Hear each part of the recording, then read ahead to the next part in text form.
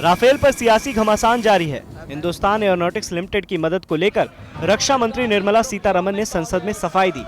उन्होंने कहा, हमने 26,000 करोड़ के ठेके दिए हैं और 73,000 करोड़ की डील आखिरी दौर में है। I rise to inform the House that doubts have been raised on my statement made on the floor of the House on 4th January 2019 regarding procurement orders in the pipeline for Hindustan Aeronautics Limited (HAL).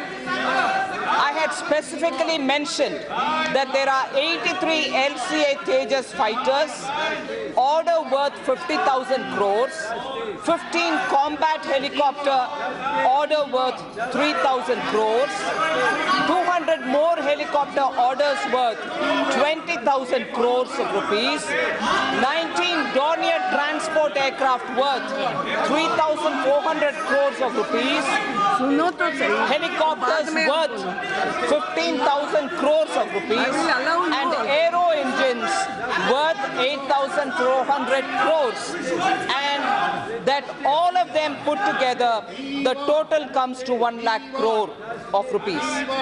I would like to set all doubts to rest by adding that I have received confirmation from the HAL that during 2014 to 18, contracts amounting to 26,570.80 crores of rupees have already been signed with HAL, and orders approximately 73,000 crores of rupees are in the pipeline. I will allow you.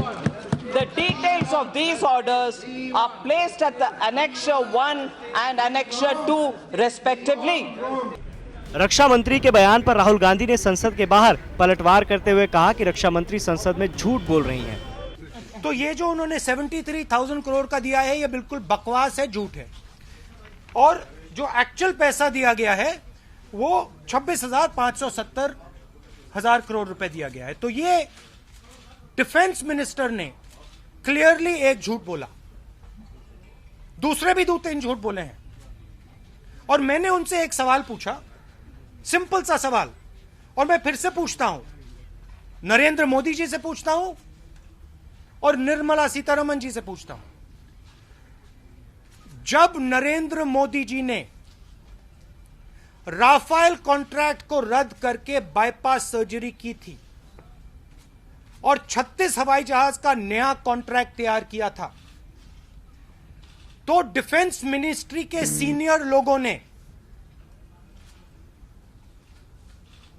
Air force के senior लोगों ने नरेंद्र मोदी के interference पर objection किया था, हां या ना? जब मैंने यह सवाल निर्मला सीतारमण से पार्लियामेंट में पूछा, उन्होंने बहुत लंबी बहाने की कहानी दी कि मेरा बैकग्राउंड मिडिल क्लास बैकग्राउंड है, ये वो है, वो भी झूठ था। राहुल के वार पर कानून मंत्री रविशंकर प्रसाद ने पलटवार किया। उन्होंने राहुल गांधी पर झूठ बोलने का आरोप लगा दिया। बार बार बेशर्मी से झूठ बोलना, और वो भी एक राष्ट्रीय पार्टी के राष्ट्रीय अध्यक्ष के द्वारा, यह अपने आप में एक आश्चर्य का विषय था कि मामला है क्या। अब सही में मामला सामने आया है और क्रिश्चियन मिशेल और जो मिस्टर हस्के हैं, इन लोग के यहां से कुछ डॉक्यूमेंट निकले हैं, वो अपने आप में विस्फोटक है। और वो लोग राफेल के कॉम्पिटिटर यूरो फाइटर के भी लिए मिडिल मैन का काम कर रहे थे। और एक बात जो मैं पढ़ना चाहता हूं, जो अपने आप में a strategy paper seized during the raids at Italian middleman Guido Husche residence and offices have revealed that Christian Michael and Guido Husche worked on a plan to place Rafale's prime competitor in the win zone. और मैं 3 line पढ़ना चाह रहा हूं। This man should have worked in the MOD, know well on first name basis, not just the MOD, key bureaucrats and the ministers, but also the PM, finance minister and the leading family the document says. 2019 से पहले Rafale deal को लेकर सियासत गर्म है। ऐसे में ये देखना दिलचस्प होगा कि राफेल के रन का क्या अंजाम होता है।